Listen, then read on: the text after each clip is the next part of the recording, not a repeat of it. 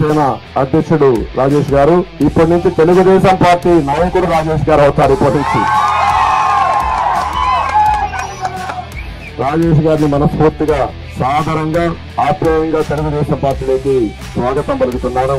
రాజేష్ తో వారితో కలిసి యువత చాలా ఫెరోషియస్ గా ఉన్నారు, చాలా ఉత్సాహంగా ఉన్నారు. అందరూ రాలేదు కానీ చాలా మంది ఉన్నారు. ఆయన కంటే రాష్ట్రంలో ఒక ఫాలోయింగ్ కూడా ఉంది. దానికి కారణం ఆయన చేసిన పోరాటం, ప్రజల కోసం ఆయన చేసినటువంటి పోరాటాలే కారణం అని చెప్పి మరొకసారి తెలియజేస్తున్నా. మహాసేన రాజేష్ గారిని ఆదరంగా మనస్ఫూర్తిగా తెలుగుదేశం పార్టీలోకి స్వాగతం పలుకుతున్నా. వారినే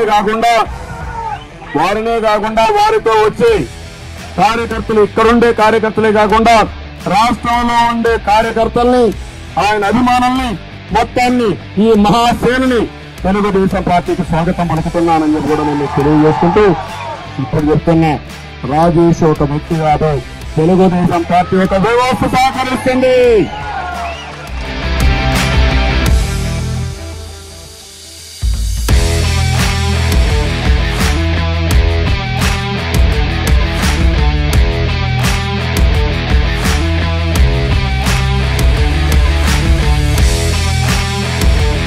రెండు 2019 తర్వాత నా పైన 20 కేసులు పెట్టారు.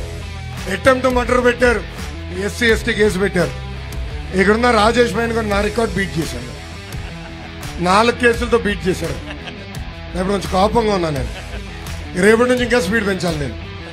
రాజేష్ లాగా నాలాగా ఎవరైతే ఈ రాష్ట్రం కోసం పోరాడుతున్నారో, ఈ రాష్ట్రం కోసం ఈ ప్రభుత్వ వ్యతిరేకంగా మారుతున్నారో వాళ్ళందరి పైన కేసులు పెట్టి ఇబ్బంది పెట్టేశారు.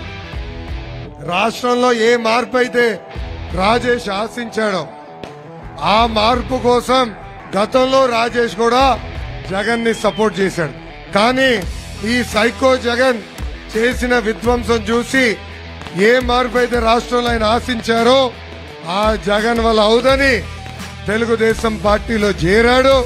చేరినందుకు ముద్దుగా కానుకగా జగన్ 24 కేసులు పెట్టాడు.